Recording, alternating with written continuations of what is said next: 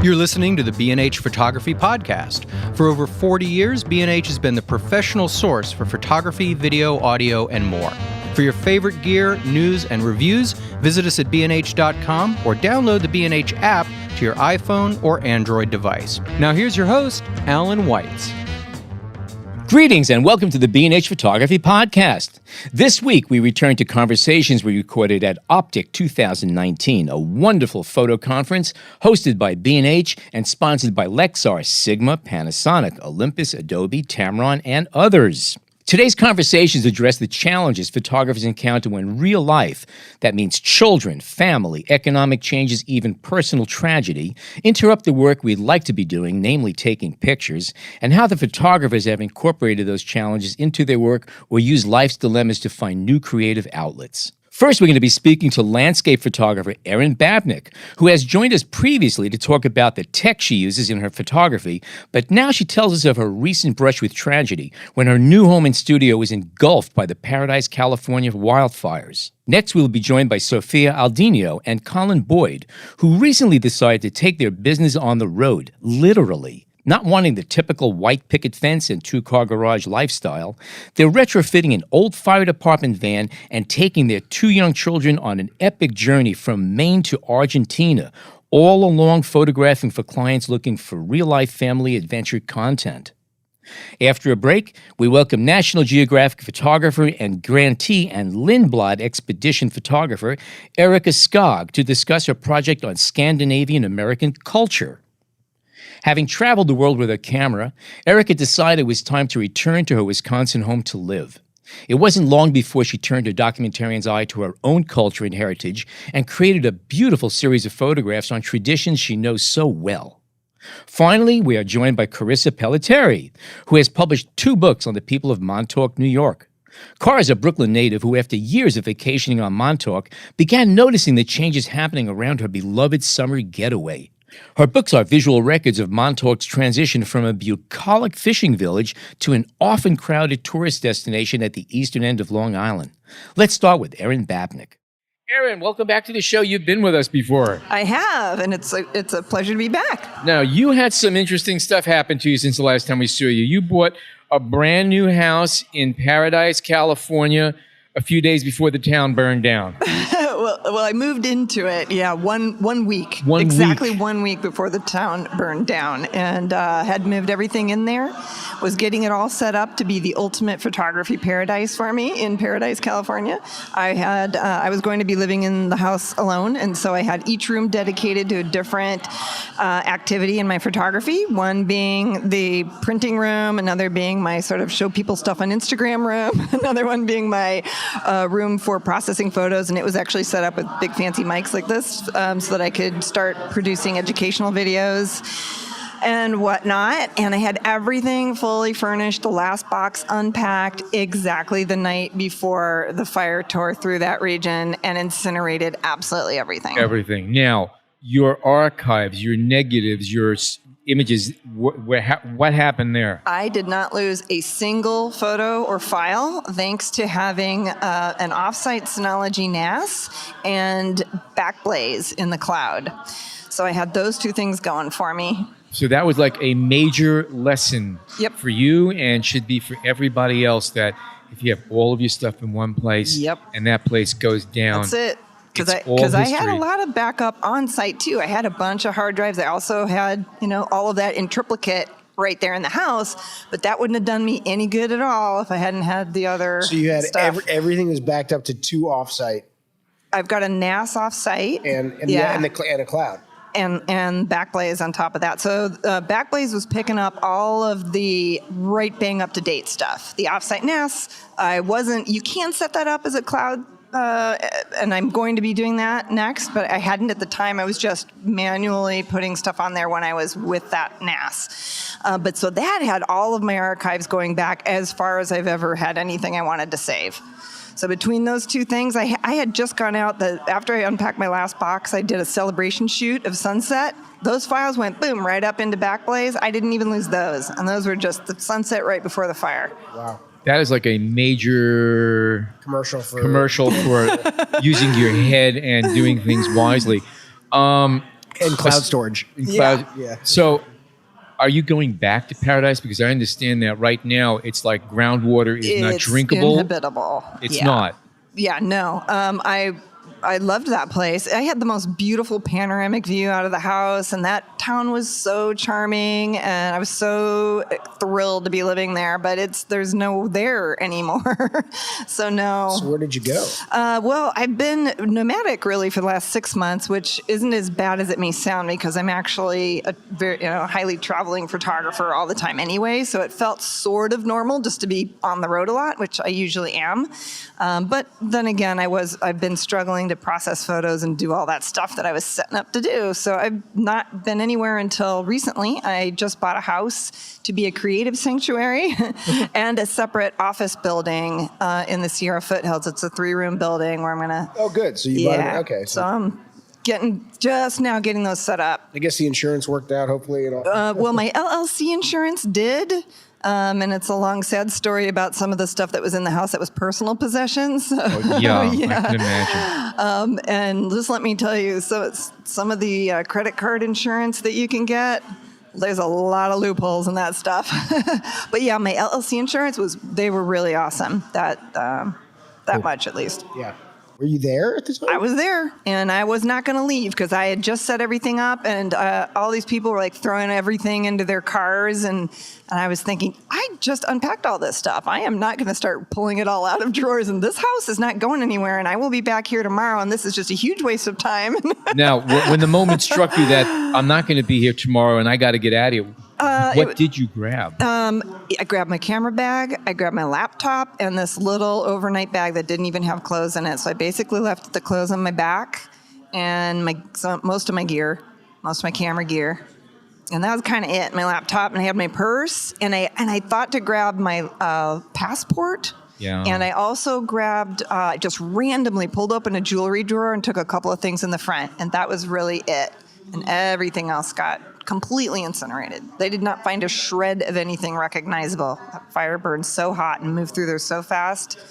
It's just all dust. Yeah, we're just getting accounts of it. Wow. I just can't even imagine what it must have been like. But you seem to have bounced back, at least on the surface here, looking at you. I imagine you still have a lot of upbeat about it, actually. Yeah. You know what? It's just, I am upbeat about the fact that I did survive and that I still get to be a photographer and do all this cool stuff that I do. And I have my career and my health and my life. And I also got the most enormous outpouring of support from the photography community. And that actually is a story right there. They set up 2 different GoFundMe accounts for me.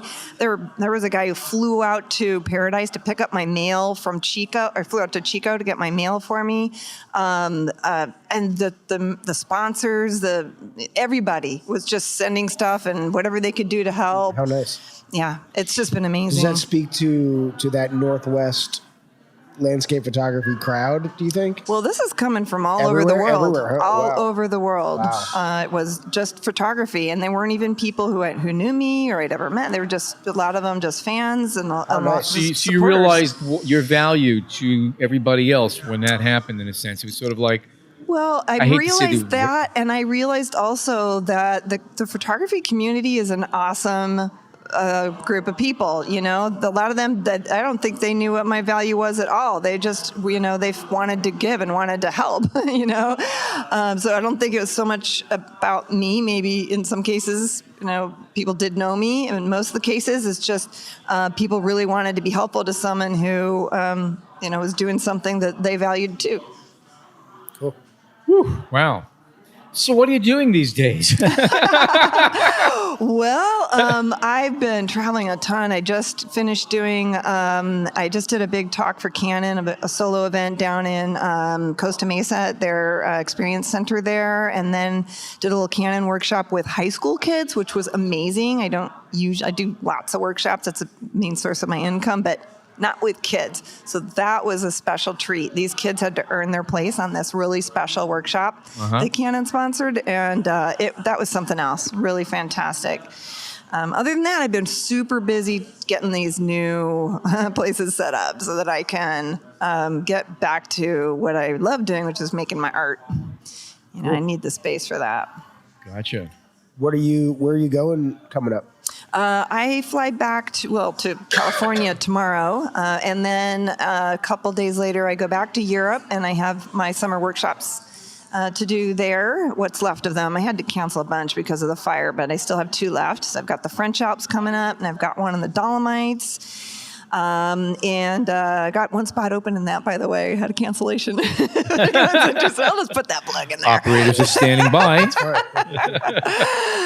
Yeah. That's in the Dolomites? That's in the Dolomites, yep. And then it's onward and upward from there. I have, I've always got lots of talks and conferences this year. A total of 5, including this one. Uh-huh. So I'm on a roll with that, and then one more workshop at the end of the year, and then, I start all over again. So let me ask you a question, based on what happened to you with the fire and all that. I mean, except for the fact that, you lost pretty much all your material goods. How has it changed your thought process, if at all, as far as how you're approaching photography, or maybe even how you're dealing with your new home? Well, it really does make you go right back to your values and understand what it is you're doing, what's really important, in my case, why I was setting up all that stuff. And it helped to confirm to me that is indeed what I wanted to do, even though it could be a reset button and to sort of shift and do something else. All it did was sort of make me reallocate spatially where I was going to be doing some of the things that I had in mind. But the first thing that happened right after the fires is I had a workshop in Death Valley, and before that I went out just a little bit on my own, and I was just thinking of just how very, very deeply grateful I am to have the career that I do. And it really brought home to me how special it is that all of these people share this passion with me. Quick question. Last time we spoke, we talked a lot about like the technology that you use in the field to kind of figure out where the best light's going to be and so forth. We didn't talk a lot about how you came to be where you're at in your career. You didn't. I saw your talk in the event space. You started off in some other career. Art history. Right. Can you talk about that a little bit? How did you end up in photography from there? Yeah, because I needed to develop an archive of photos for teaching and research as an art historian. So I was going all over the European museums and European archaeological sites, and quite a bit in the Middle East as well, Latin Israel, because I needed that stuff just to show slides to students, and I needed my own photographs that expressed what I wanted to express in my lectures and that sort of thing, and also for my dissertation when I was working my PhD. That's when that all started. And eventually it just became a slippery slope where I became good enough at it that people were asking me to do it. And then I launched into this whole career in assignment work that lasted about 5 years. And then what were you doing? What kind of stuff was that? Going to museums and going to archaeological sites. I was getting sent all over the place. So that wasn't really landscape photography per se. Well, it was outdoor photography of temples. Like documentation? Yes. Yeah. Okay. Yeah, so going out, but nonetheless, it needed to be good light. And that's why I learned about light. How do you photograph a Greek temple such that what's important about it is really easy to see in the photograph? Well, harsh light with long, strong shadows doesn't work very well. Or sorry, not long shadows, but strong shadows. So, I learned a lot about outdoor photography through photographing temples and outdoor monuments, for sure. And after a while, I got kind of just fed up with it because I would need to use a tripod in certain places, or I'd want access during those hours of the day when the light was nice and soft. And some cases I would get it. I would always have to write letters or sit for interviews, and I needed special access. And finally, I used to, way back in the day, love backpacking and getting up into the into wilderness areas. And so I was like, camera, wilderness, these two could go together. Like it hadn't occurred to me back in the day. And then I don't have to worry. No one can tell me I can't take my tripod and when I need to go. So it was just a matter of time before I sort of put those two things together. Nice. Is there anywhere you haven't been? I was just speaking with someone about photographing icebergs earlier today, and it brought up the point that ice is something I'm craving. I don't tend to have bucket list locations, but I have bucket list aesthetics. Right. I want more ice. stuff, things. I remember. I think you said in the last podcast that you were craving atmosphere at a point or something. Oh, I'm always craving atmosphere. That's my. As long as there's no smoke in the air, you're okay though. Right. Yeah, I was going to say there's plenty of atmosphere here. I Could do without that kind. But you know what? That's funny you should say that, because that was the first thought when I stepped out of my house on that morning. I saw what I thought was this banging sunrise, but it was beautiful. It was the fire coming. There are photos of it on my website, but it looked like the most amazingly surreal sunrise, and that's what I thought it was, and I was photographing it. Did you actually set up the tripod and do like a proper? No, but I took a proper camera out and started taking pictures of it. I'll check that out. Between the time that you stepped out and you saw the fire approaching and the time that it actually came to your doorstep, how much time was involved there? Oh, I guess it was probably about an hour to 90 minutes before I first saw the incredible light and the smoke that I thought were pretty clouds. And when the neighbor came over and said he'd seen flames and to get out now, and he was really emphatic about that. So, and how long did it take you to realize that your neighbor was right? Well, at that point, the sky had turned from pretty colors of, sunrise hues to black. And it was already apparent that this was definitely a fire. You didn't leave at that point, or you? I did not leave. Did you? And you stayed the entire time? How did you? No, I stayed only. I woke up before sunrise, so I thought that was a sunrise because it was coinciding with almost what sunrise should have been. Right. And then I was out of the house probably by 9:45 or something like that. So did the fire department just tell you had to leave? No, nobody ever told me I had to leave. That's the thing. And we were signed up for, everyone in the neighborhood was signed up for alerts, and there were no official notifications at all. So I was just kind of looking and thinking, and I had 2 podcast interviews scheduled that day. Well, that does take precedence, I would say. You had your priorities right there, okay. Absolutely I did. So no, I was just being stubborn and being optimistic and thinking, there's no way that you can't make this stuff up. How could all of this stuff be in danger? I just bought it all and put it here. You can't make that up. So it wasn't until the guy next door said he'd seen flames, because I was thinking, okay, it's a bunch of smoke. Smoke can blow a long way, right? Could be really far. I'd looked online, and where the fire had started was something like 30 miles away. I'm like, I'm okay, right? It's all good.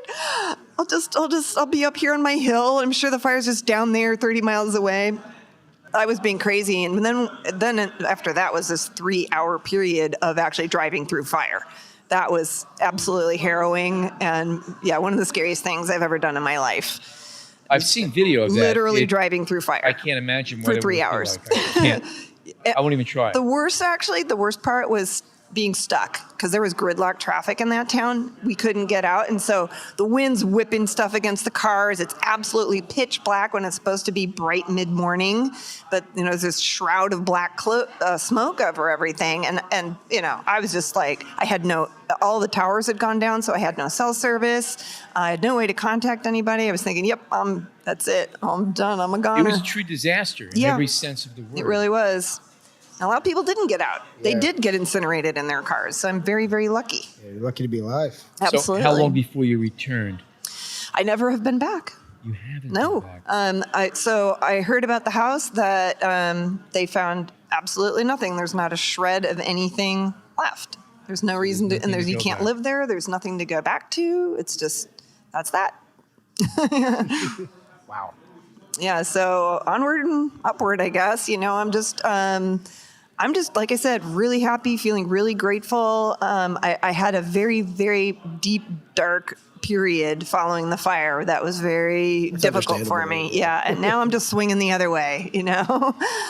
So if our listeners would like to find out more about your upcoming workshops, where should they look? ErinBabnik.com. That is where all of this stuff is, and more. I have a lot of content on my website, and also photocascadia.com.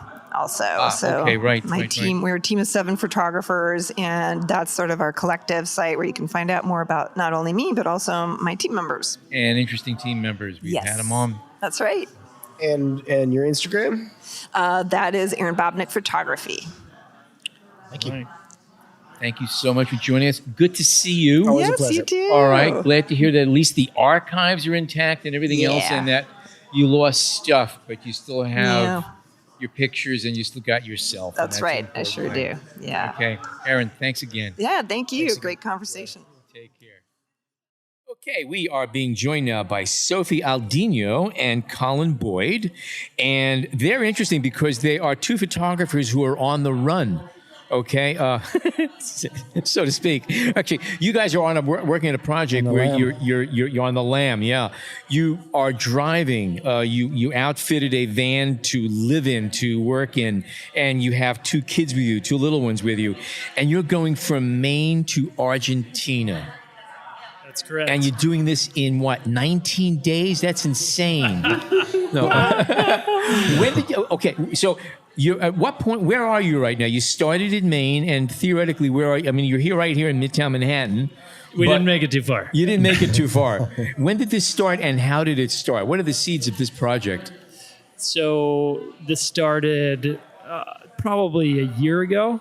Sophie and I were conceiving the idea. We searched high and low all around the country for a van, and eventually we just found it in the backwoods of Maine. And it was not for sale, but we arm wrestled the gentleman into selling it to us.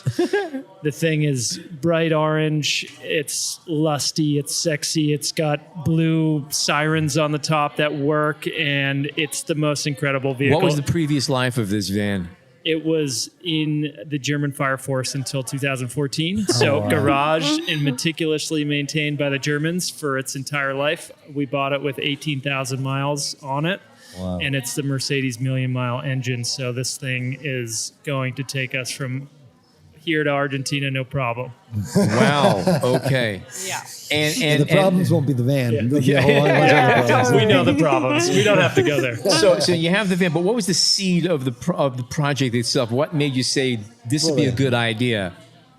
Well, I think it came a little bit more on my side, just being a stay-at-home mom and having two really young kids, and at the same time trying to be a freelance photographer. I just, all of a sudden, so my life just went by so fast one day, and I was like, I just don't want to be stuck in this house. So instead of being a stay-at-home mother, the home is staying with me, photographer. Right? Yes. But I can tell you that, that's a tough decision and a hard decision, because that time does go by in a blink. My kids are older. They're 10. We're kind of 10 years ahead of you guys, it looks like. And that 10-year period went by in a heartbeat. And I was a freelance photographer. And then when you settle, all of a sudden you look up and you're like, wow, where did those years go?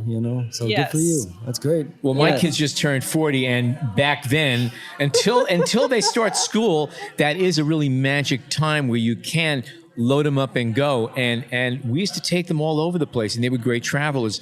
But I have really fond memories of it. And the kids, to this day, have good memories of. They remember doing all this stuff in the places that we went to. It was mostly up in New England, because I was photographing boats back then. So we'd be just going all over the place. One little heads up, I want to give you a warning, is that in the midst of all this stuff, I started to get a shoulder problem. And one day I decided I just got to go through my camera bag, and I'm carrying too much stuff. And unbeknownst to me, at one of my stops along the lake, my kids had filled up the side pockets with rocks. And I figured out it was about 5 weeks I'm carrying these stones around with all my cameras. So just keep an eye out. Okay, that every once in a while, really just check familiar. it. Yeah, it happens. They thought it was a great idea, But your work before, would you say that it would be characterized anything similar to what you're doing now, the type of work that you were doing? Or did you focus on projects that, kids should not have been around? Or not really. No, I started as a traveler photographer, and then moved into more community and immigration, and pursuing personal projects, and also working for nonprofits in between other things. And I never imagined I will become a photographer that pursues family content, and this is really what we're trying to do on the road. Right. Because my background is also a documentary photographer. We're really pushing the content that we do through real experiences. So we don't really go there and find a pretty setup and just just like pop the kids there or like a whole family, Yeah, you get to vomit on the baby Bjorn. Yeah, baby Bjorn or whatever. And we just like go on a real adventure, or if we're like shooting on our family, we just take them, on a real experience, and then we shoot, what is happening in real life. The kids are involved in the content as much as in everything else that goes on. Okay, interesting. All right. And what kind of conscious decision was made to say, okay, now we're going to switch to this mode. We're going to be working on family stuff. We're going to be trying to find, brands and outlets for this type of photography. Was it a real conscious switch, or did that just kind of come with the territory? So a few years ago, we took a trip to New Zealand, which was our home for about 6 years. And this was a real turning point for us. We pitched this idea of family-oriented outdoor content to brands, and we got the pitch was accepted immediately. And so we knew this was a bit of a niche that we thought we could fill. And we took a handful of brands to New Zealand. This was, 4 or 5 years ago with our oldest son. And it was a really successful trip, and it gave us a lot of confidence. We came back, and I was producing full-time at an agency. Sophie was, as she mentioned, had her freelance photography gig, and eventually, it just didn't really work for us. And we decided, we found what we realized on the trip to New Zealand was that we were comfortable being uncomfortable, and we were uncomfortable being comfortable. So we had the house, we had the mortgage, we had the kids, we had the cars, we had the life that the road to success was laid out in front of us.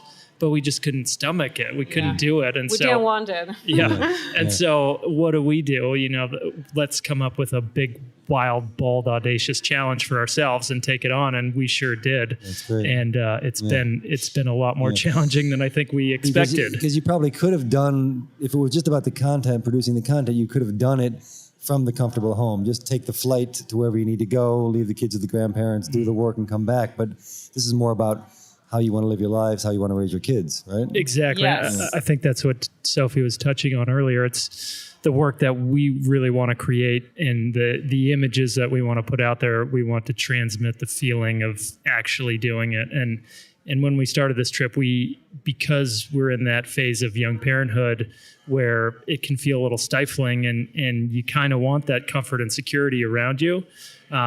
We could see other people around us not pursuing their dreams in a way that they wanted to. And we felt like if we could do this, like the people that we were inspired by, maybe some people would be inspired by what we're doing as well. And so, what are some of the companies that you approached? So initially, when we went to New Zealand, we brought on Thule.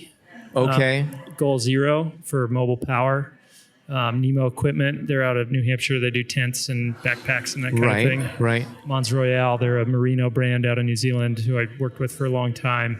And then a handful of other companies. This time around, we've been going a little bit more local, so main brands. There's a solar-powered granola company that ties in really well with us.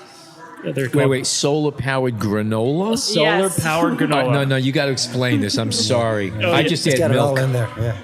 It's incredible. So they have a solar-powered granola factory. They're out of Maine, Grandio. It's an incredible company. But the reason why we went after them first was like, okay, hey, we can walk to their office. They're from Maine. We can take them on this journey. And this year they were looking for a brand platform campaign, which was parenting. Yeah. And so Everybody was happy with that mix then. Okay. Yeah. Yes. And so, I've been working with around brands my whole life. And a trend I noticed was just, a lot of family content from the outdoors is just staged. It wasn't real. And so we wanted to fill that void. And when we started approaching companies and looking through their Instagram handles, you just don't see real stuff out there. And so we thought, with our skill set being producer and photographer and You already had the actors, so yeah, and we talent, can offer talent, production, location, everything you need right here, out of our mobile studio. And so we did it in New Zealand. It worked really well. And we thought, okay, let's do this on a bigger scale. I'm thinking ahead. Another perfect thing about it, you could write off everything in your life. I'm thinking about everything you buy. You could write off. It's all connected to the business. It is. It's a brilliant idea. It really is.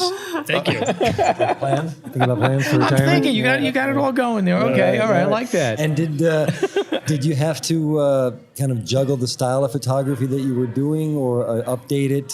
Just even if it is kind of real content, it's still You are now branded serving a client. Yeah. I mean, did you keep that in mind? Does it kind of change what you wanted to photograph? I mean, you can photograph your own stuff on the side and do a couple of shots for the brand too, I know. Yeah. But how did that kind of play out in your work? I think, I definitely, had to adjust a little bit what I wanted to work on. But I also work on personal projects aside that keep me going on my personal work. But, this whole family-oriented content is something that neither of us imagined doing. And we're okay. We're digging it and we're doing it and we're having fun. And I think what is really important for me is to keep it real. And I feel like there is so much content these days out there. And I just want to keep it real. I just want to be like, this is real life. This is hard. This is dirty. This is real. It's not just a smile walking down the path. It's just like, it's hard work. Being in the outdoors and just being a parent and, it's hard. You don't have to deal with attitude from talent either, apparently. Oh, yeah, right. It's like you just... It's been a long time since you had a 4-year-old around, right? Yeah. I know, are you still researching companies to hit on? Because I mean, as you travel, I imagine you're doing a little bit of research to find out what's coming up ahead, what to anticipate, because you have to have some plan when you're going down there. Do you also hit on companies saying, there's a company down there that might be interested in what we're doing, say down in the Carolinas or something of that sort? We have limited bandwidth with, as you can imagine, traveling with 2 kids under 4. So we do the best we can from the hours of like 9 to 1 in the evening. But, our showing up at a show like Optic, or a few weeks ago, we were at Overland Expo, and the rig was a very big highlight at the show. We had all kinds of media come and visit, Outside Magazine, big YouTube channels. Everybody wanted to know the story about it. So just being out there on the road, you never know who's going to connect with the surfboards on the roof or the solar panels or just the vehicle itself. And so, I used to spend 8 hours a day on a computer, probably 10 hours a day. Now I spend like 1. And so I don't get a lot of time to research who I want to talk to. We just got to do the best we can while we're in opportunities like this. And it's really nice to be kind of, master of your own destiny and know, like, you're sitting on the edge again. And so is the trip to Argentina kind of a part of any of the branded content you do? I mean, I imagine you're going to be creating the content as you're making the trip, but is the trip itself documented or part of it in any way? Yeah, so obviously on a side we're like documenting our trip. We're like accumulating content, It's like, as Colin said, we're like parenting 99% of the time. It's so hard. I mean, I have my 1.5-year boy just like running around everywhere. And so we're like accumulating content. I don't know what we're going to do with the content. The trip was like mainly to get ourselves out of the comfort zone and really rediscover ourselves as a family and like inspire ourselves and challenge ourselves in other ways. And myself personally to pursue work that I wanted to be doing. That just sitting in South Portland, Maine with my 2 kids, it was really hard to do. Yeah. So yeah. Where's the main venue for the work to view it? Is it Instagram? Is that So our offering is we'll hook up with a brand and offer them assets that they can use through their own media. We don't hang ourselves out there as influencers. We have a small following. We love our people that are interested in our story, but we've got a couple thousand people that are interested now. But we'll go after a brand and we'll say, hey, can you work with us to tell your family-oriented story through your products or through your offering, and we'll produce it at a high level. And that seemed to work quite well. What's your timeline as far as your starting from Maine down to Argentina? How much time are you giving yourself to get there? We're 5 months in right now, so we made it to New York. No, just kidding. We're in New York in January. We're surfing here in January, sleeping in the Rockaways, which was awesome.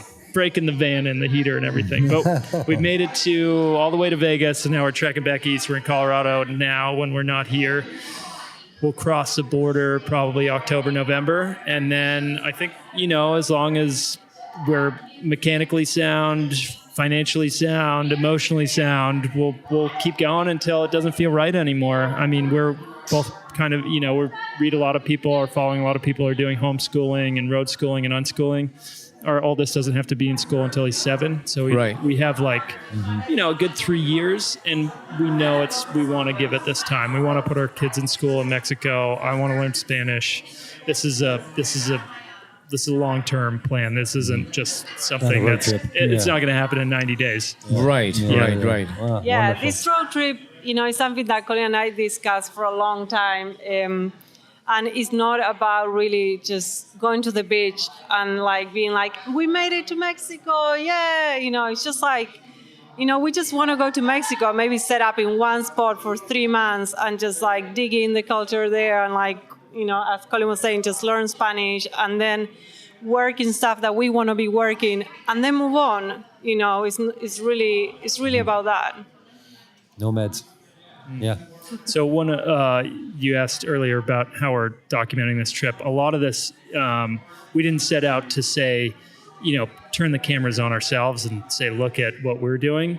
We just launched our podcast. It's called Rewilding Parenthood.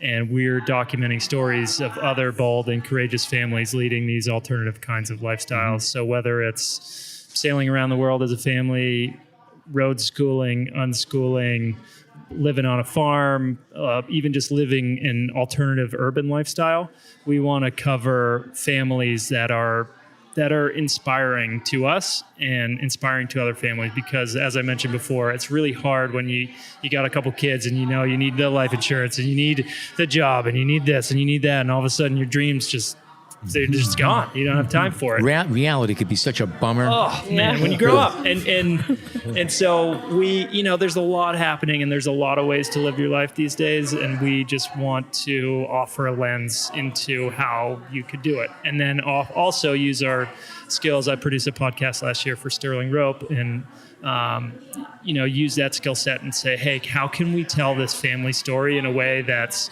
cool, that has energy, that inspires people to do what they want and not just, get a white picket fence and a couple of nice cars and a nice retirement account, Although it'd be nice to have that at the right time. I know. At the right time. I'm feeling it. I put my hand in the air. I would like that, but we'll get there. All right. Wow. Amazing story. This is great. And we look forward to updates and reports along the way. So if people want to see what you're doing, where should they go? Well, as far as websites and things of that sort. Main channel is Afuera Vida. So that's AFFUERAVIDA on Instagram. And then you can check us out on our website. Same thing, afueravida.com. And we're inspired. We'll have a YouTube channel at some point. We'll see how it goes. And we'll also put all this on our website when this episode comes out, so all that will be there. Awesome. Those who want to follow. Actually, let me just one quick question. How about connectivity? How has that been? I mean, maybe not here in the Northeast at this point, or even in the States, but as you get down into Mexico and the Southwest and Latin America, you're going to find huge chunks of land without access. Definitely. Is that going to be an issue that you've planned for, or? I think we address those things as they come up. So, for example, we did a trip to the Dry Tortugas, which we'll be talking about tomorrow. The Dry Tortugas are 70 miles offshore of Key West. So that was a 2-day overnight camping trip. And so we go and bring our portable solar power, and we can capture the content that we need and then bring it back to base, and base being the mobile command center, and process and deal with the imagery from there. Do you have a nickname for your vehicle? We call it Orange Crush. I love it. That's great. Okay, Sophie, Aldinio, and Colin Boyd, thank you so much for joining us, and good luck on this journey. Thank you. Thank Thanks, you so guys. much. Appreciate it. Thank you. Yeah. Cool. We're going to take a short break and return with photographers Erika Skogg and Pelleteri. Stay tuned. We hope you're enjoying this edition of the B&H Photography Podcast. Send us a tweet at BHPhotoVideo, hashtag BHPhotoPodcast. Okay, we are back, and we're being joined by Erika Skogg, who is a National Geographic explorer. That's true. Okay, and this is also your first podcast. It's my first podcast, and I'm a big podcast listener. So I've always kind of imagined what would it be like. And here it is. And it popped the bubble. You're saying this is it? I mean, This it's is all there everything is? I expected and more. Sitting in a hallway in a hotel in Manhattan talking into a microphone. This is exactly where I imagined it and everything. It's just wild. So your big project right now is you're documenting Scandinavian American culture and reading the bio from the upper Midwest United States. That's where, yep. And you are from Green Bay, Wisconsin. I am. I'm a cheesehead, born and raised in Green Bay, Wisconsin. I was there. Loud and proud. I bought a rain jacket in Green Bay once. You probably needed it. I did. You maybe should have bought a parka. Yeah, actually, no, it was a good rubberized jacket, and my daughter ultimately stole it from me, and I have not seen it since. She probably needed it. She did. What a That's nice okay. dad. So anyway, so you are of Scandinavian descent, correct? Yes. Well, a lot of us are up there. So Okay. on my dad's side, it's a mix of Norwegian and Swedish. We tend to just say, yeah, I'm Norwegian. But none of us have really ever been there. So it's a funny culture where we're completely obsessed with the idea that we have this strong connection to Norway and Sweden. And we've really embraced this culture up there and celebrate it. So I grew up there. I kind of grew up with this crazy culture and then left and traveled. And I do a lot of traveling with National Geographic, continued to come home. And I'm like, wow, there's something really kind of special and interesting happening here that I never considered unique and its own thing. Now, how many generations does your family go back in the States? I'm a fourth generation. Okay. Yeah, Norwegian, All right. Swede. And I've never been to Norway. So a lot of people say, start talking to me about Norway. I'm like, no, never been. Just know of it so strongly from, Minnesota. They consider Minnesota their colony in the U.S. The Norwegians do. So we have the strong tie, but a lot of us have never been over to I'm a Scandinavia. Brooklyn boy, but I've been to Norway. Well, I've been to Stavanger and Ålesund, and beautiful place. Really great place. I'm going there for my first summer this coming summer with the National Geographic Student Expedition. So it's a high school version of our National Geographic expedition. Now, that's interesting because summer only lasts 2.5 days in Norway, right? It's just like Green Bay. That's what I mean. We're basically the same place. Right, is that why they congregated there? Probably. They're like, we just want to keep things the same. So, but it, in all seriousness, it sort of is why they congregated there. They're like, we know lakes and we know water and we know cold and we know how to do this. So, a few people started emigrating there and then they just put out the invitation and said, you should come here. It's great.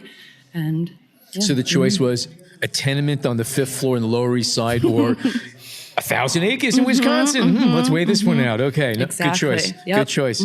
So, again, I've been up there, so there's a huge Norwegian, Scandinavian Yes. kind of thing. So what kind of customs do you have up there that are directly linked to the homeland? Yeah, and that was the idea of this project was let's see what there is. So, everyone says it's strong and it's there, and I kind of went into it thinking, well, let's find it, let's discover it. There's everything from making lefse at home, raising Norwegian fjord horses. A lot of families are still living on their original farm, so carrying on that, raising the goats and really animal husbandry and kind of this old rural folkloric dreamy life, to a lot of costume parades. Midsummer's coming up. That's a really fun holiday where we do the flower crowns and.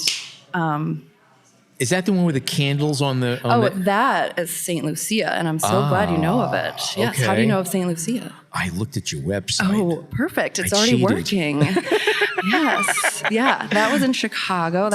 So it's a Scandinavian project. It includes Swedes and Norwegians, the Finns, although the Finns tend to, some of them, it's up for debate. Some of them consider themselves Scandinavian, and others are like, no, we're not Scandinavian. We are Nordic, and there's a big nuance going on there too. But I've been, met a lot of Finns, lots of saunaing up in Upper Michigan with the Finns, and just language at home. These families have held on to this language that sometimes is a very old version of Norwegian or Swedish that came from the immigrant communities that they've taught their grandkids and their grandkids. And Norwegian students will come over just to study language because we've held on to this original version, which is pretty interesting. So do most people of your generation in particular still speak, the Norwegian or Swedish? I mean, how common is it? It depends. What's interesting is some family members have actually continued to travel back to Norway and keep the language. There's also language camps that students can go to, and a lot of the high schools in these really stronger, Norwegian communities will study it in high school. So I don't think they're continuing to be directly influenced by their grandparents, but it's around and it's available. And if you want, you can certainly, continue that language tradition. So my family's come from Poland and Germany originally, and Yiddish was the home language. Right. And my parents, when they wanted to talk about the kids, they would switch to Yiddish. Sure, yes. And that was the code word. Yes. Now, we don't know it, but as soon as I heard That the did kleine, happen. I knew Yep. that was me. Okay, so it's the same thing there where you actually Yes. understand the language. Yeah, and that's the same. And the cool thing about this project is, yes, my project is the Scandinavian American idea, but you can take the idea of my project and really emulate it with, the Germans and, any immigrant community, you could do the same project. Everyone's got their own flavors. Exactly. Yeah. And it's just fun to get people excited about our history and our immigrant past. And it's like immigration is still happening today. It just looks different. It feels different. And it can be, it's a huge, issue and topic and in politics today. But it's like, I love the idea of getting people excited about it and interested about it. This is the way I can do it. This is my story. But it's been really fun to hear other people's stories and just be a part of this conversation. Now, is this for Nat Geo? Yes, this is so I applied for a National Geographic grant about a year ago. And so this is funded by the Society, which is wonderful that I got them on board too. I pitched this idea. And it's also the idea of a photographer working with National Geographic telling their own story. I've been working for National Geographic Travel for a while, telling other people's stories. I think a lot of us photographers are used to telling other people's stories abroad. And it's important for those cultures to start telling their own stories. I work a lot in Morocco. I love photographing Morocco, but I feel a little sensitive about, it should be a Moroccan telling their own story. And so also kind of supporting this idea of, well, this is my story I can tell, and I'm having a lot of fun learning about my own culture, exploring the Midwest, which is a fantastic place. Can you think of mention some examples of maybe photos that you would take when you're doing your own community that you might not take, whether that be for cultural sensitivity reasons or the fact that, this is photo would be better taken by someone from this community. I'm going to prefer not to. And then the flip side is something that you might want to dig into a little deeper because it's your own community. Yeah, what I love about travel photography is the people and the culture. And so I do spend a lot of time with people. And that is always sensitive.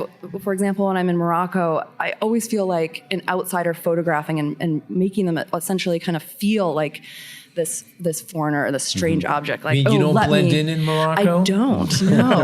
if you could see me, I'm about 6 feet tall. I like to say I'm 5'12", with blonde hair and blue eyes. You're Moroccan. I'm It's obvious to me. It's obvious. And so, but the Morocco photos are beautiful, just to throw that thank out there. you, yeah. And obviously sometimes, having a stranger's eye or a foreigner's eye adds to what you're seeing. Yeah, and I think obviously it's still welcome, to photograph other cultures, and it's important. Maybe there aren't a lot of Moroccans out there photographing. I don't know, maybe there are, and I would love to support that idea.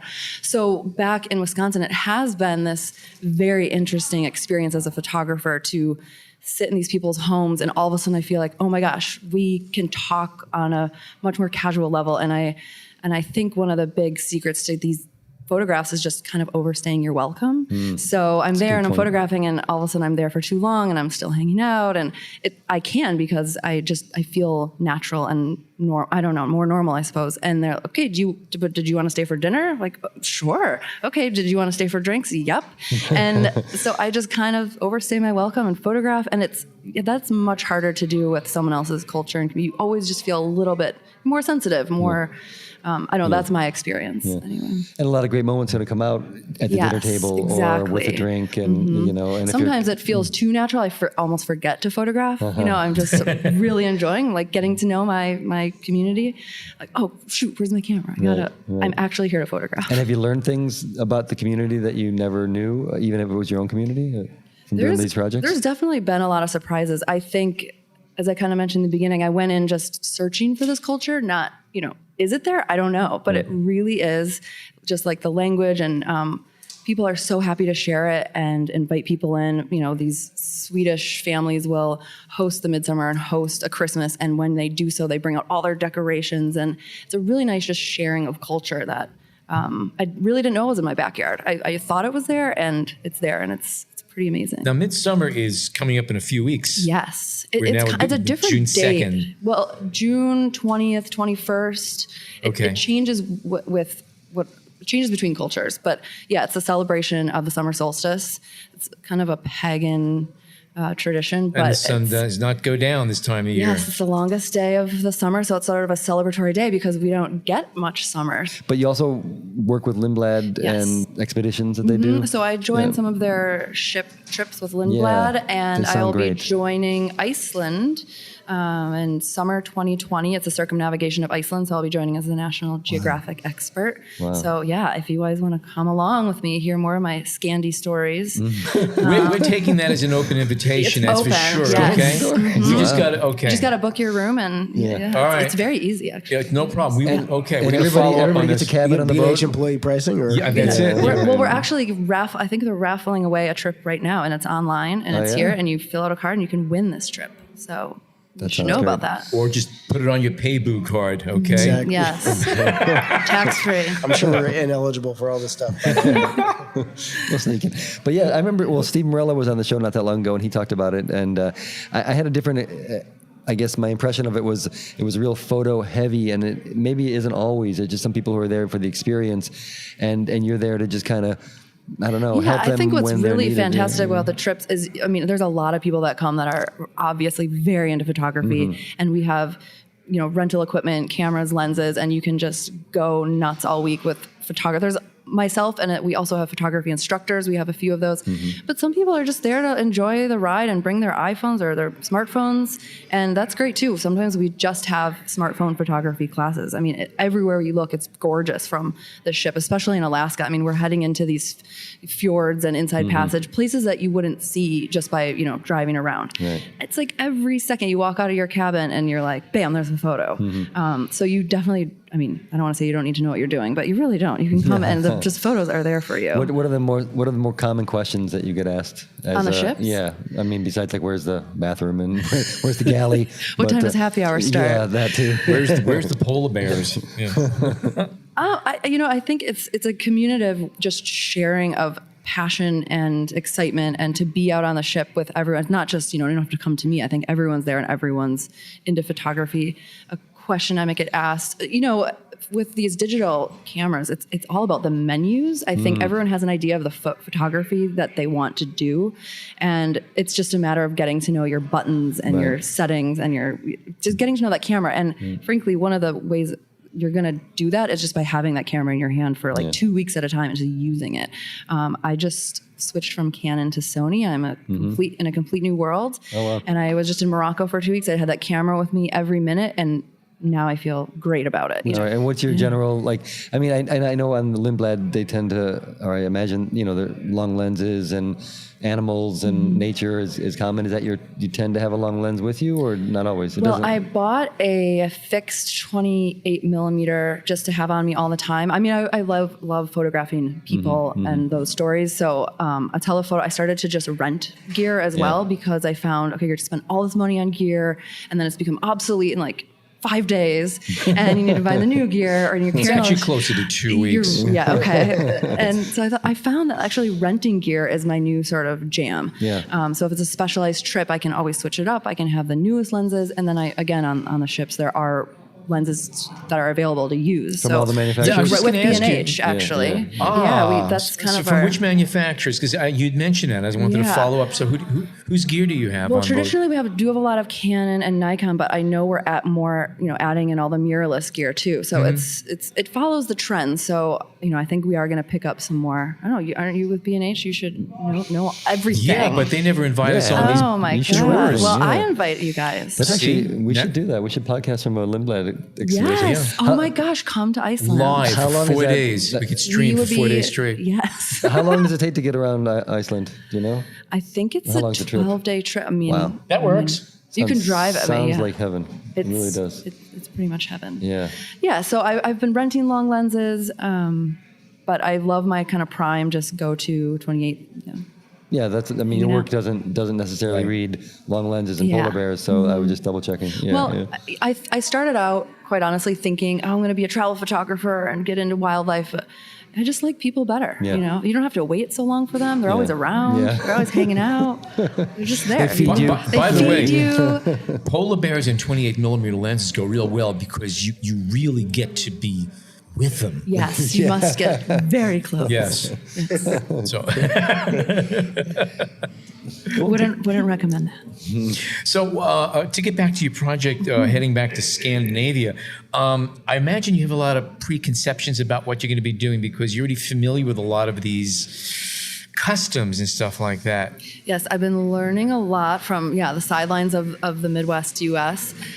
I've heard a lot from Norwegian and Swedes, which is very interesting. They come to the Midwest, they're like, we don't do this stuff anymore. We're eating lutefisk and dressing up in our bunads, and they're like, Norway and Sweden, they're some of the most modern countries, in our world, right. And we are thinking we're super Norwegian and Swedish when we, put on our folk dresses and drink egg coffee, and they're like, okay, we've moved on and you haven't. And so, no, I'm very excited to see, how different we are and how similar we are. And I have this photographic idea where I'd love to take this project and then go to Scandinavia and try to find those mirrored scenarios, whether it's lake life culture or kind of traditional Christmas dinner, St. Lucia. And I'm assuming it's going to be very different and very much the same. So I'm ready for it all. But was there a place that when you first started traveling and kind of incorporating photography into the travels that you said, this is what I want to do, and this kind of place, this kind of photo, this kind of moment? I studied abroad in Italy for a semester, and still to this day, people, and I've been, since then, all over to sub-Saharan Africa and Morocco, Cuba, lived in Colombia for a while, and I get that question, what's your favorite place? And I used to try to make it fun and exciting, a good answer, and now I'm like, to be honest, it's just Italy. I mean, Italy has it all. It is I love going there. It has the history, the wine, it has the mountains, the coast, the wine, the country, the food. It's like they have everything. So, and I'm not Italian. I could say Sweden or Norway and really pump them up, but it's okay. Italy. Italy to me is like a wonderful place to spend time. Yeah. It's affordable. It's photogenic. Are you going to incorporate it into a project? Are you going to? Well, maybe I should. Yeah. I mean, part of the Scandinavian American project too is I've been traveling, kind of feeling that pull to home. So people, how can I stay involved with National Geographic and hang out in Wisconsin? Well, there you go. I feel like I figured it out. Yeah. A little bit. Yeah. I'm figuring it out. Yeah. If people want to see more of your work, where should they go to?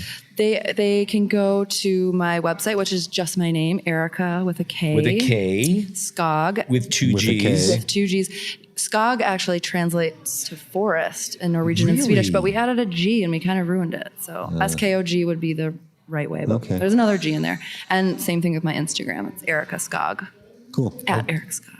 And how do you approach Instagram? Do you post a whole bunch of stuff not related to the projects you're working on and your work photos, or do you mostly keep it like it's all my travel stuff. I started a separate Instagram account at Scandinavian American, and I found that managing two, I think a lot of people try to do two and make it work that way, but I think it spreads out your viewers, and I just find it annoying also to do too. So I've kind of reeled that back in and just put it all to at Erika Skogg. I do a lot of personal stuff too. It's a nice blend. Yeah. I wouldn't say it's like the most professional approach to an Instagram, but I also think it's fun to just get to know someone. So You treat it as a diary, because It's a every once in a diary. while we stumble off in a different direction. We come back elsewhere. Come read my diary with me. That's what it is. Yeah, I'll That's post it. some photos from this week. I think we have some nice photo walks planned, and in terms of this optic gathering. So I think we're headed to the Brooklyn Bridge tonight. Nice. Yeah, we're gonna get lots of nice photos. So we'll Very post good. them. Yeah. All right. Well, so this was your first podcast. Yeah. How is it? Was it It okay? was fun. Yeah. Good. I mean, a lot of these things make me so nervous, but they're just fun. Oh, this is easy. No, this was. Do you believe we get paid to do this? It's amazing.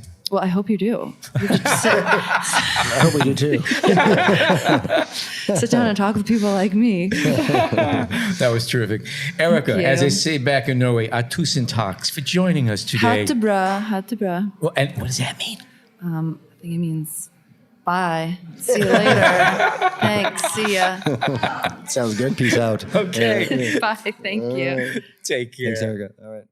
Okay, we are being joined now by Carissa Carr Pelleteri, okay? Carr Pelleteri. Now, what's interesting here is that it's very seldom that we get a photographer whose name and subject matter are the same.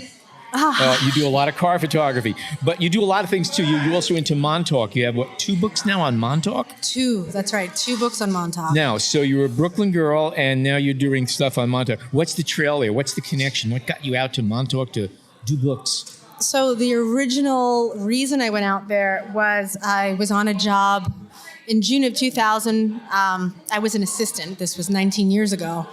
I went out there on a job, and it was magical out there. I stayed at the East Deck Motel. I was in Ditch Plains, and I thought, wow, this is a really beautiful beach. This is not the Long Island that I know.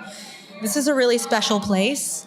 I never forgot about this Montauk, and then years later, I went back a few times just for fun, 2005, 2007, etc. Then 2012, I went back out there, and I noticed a cultural shift. I was also in a different place in my life. I was taking my photography more seriously. I needed a new project. I love photographing people. I love portraits. And I love, which I forgot to mention in my presentation earlier today, I love photographing regular people, like people that remind me of my neighbor, or the guy I saw walking down the street, or somebody in the supermarket. I find regular faces fascinating. I mean, celebrities are fascinating, faces are fascinating, but Something about street people, real people, right? Real people, the people that remind me of my neighbor, maybe my uncle, and I love blue collar people. I love kind of gritty, Salt of the earth. Yeah, car people. Salsa of the earth, did you just say? No. Fishermen, people with a lot of character. I love characters. I love jokesters. And did you feel at the time that Montauk was kind of changing, losing a little of that perhaps, you were talking about a cultural shift that you saw there. I saw a cultural shift in the people. I saw a cultural shift in all of the cool kids that were coming in. I mean, maybe I was perceived as one of them, but I felt like my strength was that I'm a Brooklyn native. I'm a real New Yorker. And even though that I'm not a local or a native, I kind of felt like I had a place there. And I felt that I connected with the original people there, the older people. They're easier to talk to as well, because there's no cool kid barrier, So I saw a cultural shift happening in the people that were going there, and I decided I wanted to make portraits.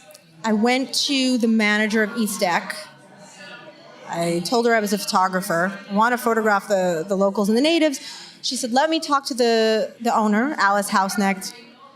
Then the next thing I know, Alice comes out. We talk. I'm a nice person. I'm serious. I mean business. And she gives me a little business card with a few names on it. I still have that business card. And that business card is in my presentation tomorrow. She was the golden ticket, really, because everyone knows her and respects her. And if you had her trust, you're in. Her word, I was in. Right. And that was everything. She gave me this list of names. There was no phone numbers. It was just names and their location. So I would show up and ask for this person, and that's how it got started. Some of the people I photographed on the spot, some I had to come back, others I had to email. Were any of them expecting you to show up? These were cold calls. Some of them were expecting me to show up, and then even when I would show up, then sometimes that person would call somebody else and say, I've got this woman here, or girl, whatever they called me, and then Well, they'd be like, "Oh, you should meet so and so. He's, you're talking about a real Montauk. Let's get this guy over." And I have to tell you, I told them pretty much right away that I was working on a book because I decided right away I'm going to make a book. Yeah. Like, why not? Why not? I'm at that point in my life. Let's just do this. If not now, when? Right. Instead of just making all these pictures that. I wanted to do something bigger, and it's nice when you have a goal, when you have something at the end of the path to work for. It's true. And I kind of saw it all. It all happened so fast. And I thought, I'm going to do this book, and I need to do it in this timeline, and I need to put it out in 2014 because time was of the essence. I knew that it was kind of time sensitive. It was weird. It was kind of instinctual, too. Did you have a contract? Did you have an agreement with a book publisher, or were you just doing this saying, I'm going to shop it after? I didn't have anything. This was all self-driven, and Okay. I wound up self-publishing it. And I wound up self-publishing it because even though I had, and I still have this contact at Random House, I thought, well, I don't know if they're going to go for it. And then also, I don't want to be on their timeline and have it come out 2 years later. Right. Because I already know that things are changing so rapidly, and I need to get this out at a certain time. So I needed to be in control. And do you feel that you were able to do that? Do you feel you were able to capture did. the people that and the vibe that you wanted and what you want to call the older Montauk? I did. I photographed for the first book 33 people, and then I included landscapes and other parts of Montauk that I felt kind of fit the mood of the book and the layout that I did. I have that book upstairs, and I meant to bring it down here, It's okay. so you can see it later. Tomorrow. Yeah, well. But did you kind of photo style change at all during the process? I mean, not just necessarily the gear you used, but the way you approached it, and especially portraiture. I mean, did you decide, okay, this is the perfect environmental portrait. The person is in his spot or her spot. But then you say, for this person, I think I'd like to go to someplace else and maybe do something a little different. It was both of those things. Yeah. It really depended on the person and the location. So many of the locations are already so beautiful. And the light there, everything was just right. There was one time where one of the subjects I photographed, he went to change out of his work clothes into something nice. And I'm like, no, go back into your old, your dirty work clothes as fisherman, which was what I wanted. Right. Which is always interesting because having done similar type of photography, people want to present themselves in ways that you maybe don't want them, you want them in a certain way. And they may think, okay, well, who wants to see somebody in their old ratty work clothes? But that's exactly what you wanted. And trying to find that way to make them comfortable and understand what you're up to and get the photo that you want is sometimes... You need to strike a balance. I don't know what I'm doing right when I'm approaching someone and I'm photographing them, but I feel that I put them at ease. I let them be themselves. I think there's a really nice collaboration when you're photographing someone. There's a part of you that's in the picture, and then there's a big part of them. It's a balance between you trying to capture what you set out to capture. Okay, and also allowing them to be who they are, and it's a collaboration where there's a balance where okay, I'm the photographer, I'm doing a portrait of you, but I want to do a portrait of you. Right. So that's the balance, and that's something you have to figure out. And I think you just follow your gut when that happens. I have to tell you that I was so passionate and determined on this project that it just worked out. Never any doubt. Yeah. I only hope that can be for my next project and everything else, and I can wish that for others. So do you tell everybody as you were photographing them that this is it's going to be for a book, it's about Montauk, perhaps it's even about Montauk that doesn't exist or may not exist soon, and this idea of change? everything that you just said I brought up. Yeah. Some of the shots, especially the landscape shots, have this medium format feel. They have a big feel. What kind of gear were you using at the time? So I started out using the Canon 5D. Mm-hmm. I later upgraded. That was in 2012. In 2013, I traded in my original 5D to the 6D. Mm-hmm. I just needed a little more... File size. Okay. Focus speed. I also wanted the video capability because I decided I wanted to start including video and audio. Oh, you did? Okay. So yeah, I went from the 5D to the 6D. But when I was shooting the 5D, I had this incident where the mirror fell out. Mm-hmm. And I had my Mamiya RZ67 on backup, and I used that for 2 of my subjects. Okay. So it kind of saved me. But I'll tell you... So you went from a mirrorless camera back to medium format film. I did. Funny. It's true. And, I have those few rolls of film, in their negative sleeves, in the envelope. And, scanning those negs and then getting them to get everything to be the same was a bit of work. Yeah. Oh, yeah. As much as I loved film, and I shot so much film through my Mamiya, that's a thing of the past. I like digital now. And I was resistant for so long. I literally didn't get a digital camera until 2012. I bought my 5D used from a friend. Mm-hmm. That's late in the game, yeah. I know. I held out. I was resistant, And I was also a printer for 13 years, analog color printer. So I was in that world. Oh, okay. Interesting. Oh, Interesting, okay. It is interesting, yeah. Huh. That's surprising. But that worked for the project. That's the camera you wanted for the project? So the the end, it was the 60, the 24 to 70 millimeter lens. I had the 2.8, wound up with the 4. It's a little confusing. And then I had the 85, and then at one point I rented the 70 to 200. But basically it was one camera, 2 lenses, silver and white light reflector, which is used in a lot of my shots. Mm-hmm. So you don't use flash, you just use fill or fill reflectors. Exactly. Going back to a question you asked earlier, when I thought about the project in the very beginning, I kind of thought it through. I thought, what do I want the portraits to look like? What style do I want to go with? Because I already know that if I'm going to do a big project, everything needs to be consistent, or as consistent as can be with light changes, etc. I know I don't want to carry a lot of gear. I've had enough time with the single light strobe. I did so much work like that. In my car series, I used one single strobe outdoor strobe lights. But I'm like, I want to travel light. I want to make things kind of simple and light. And did you live out there when you were shooting this? Or were you living out there? No, but we spent so much time out there, days and weeks at a time, and it became quite expensive. Yeah. It was an endeavor that I can't do again. Yeah. Labor of love. Labor of love, yes. That's what you do. That's great.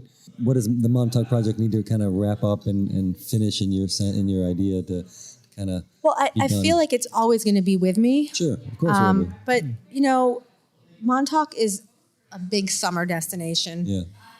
In August, I'm going to be doing Authors Night. They're holding it, I think, in Amagansett this August. It's August 10th. I'm excited to be a part of that. It's 100 selected authors. Alec Baldwin is the founder and host, so I'm excited about that.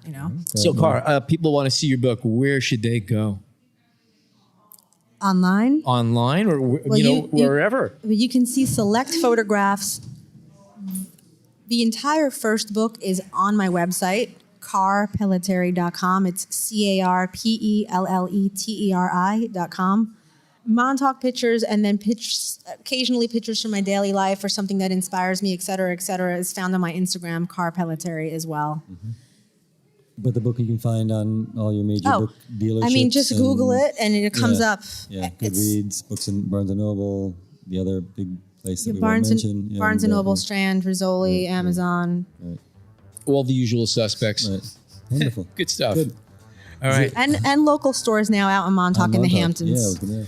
All right. Well, Cara, thank you so much for joining us. Pleasure talking with you. Thank you so much. All right. Thanks. Well, that wraps up another great episode of the B&H Photography Podcast. If you are not a subscriber to our show, it's time to drop your towel, suck it up, and jump into the pool. Subscribe on to Apple Podcasts, Google Podcasts, Stitcher, Overcast, and Spotify. You can always find us on the B&H Explorer website, as well as the B&H Photography Podcast Facebook group, and tell them Al sent you. For now, on behalf of Jason, John, and myself, thank you so much for joining us today.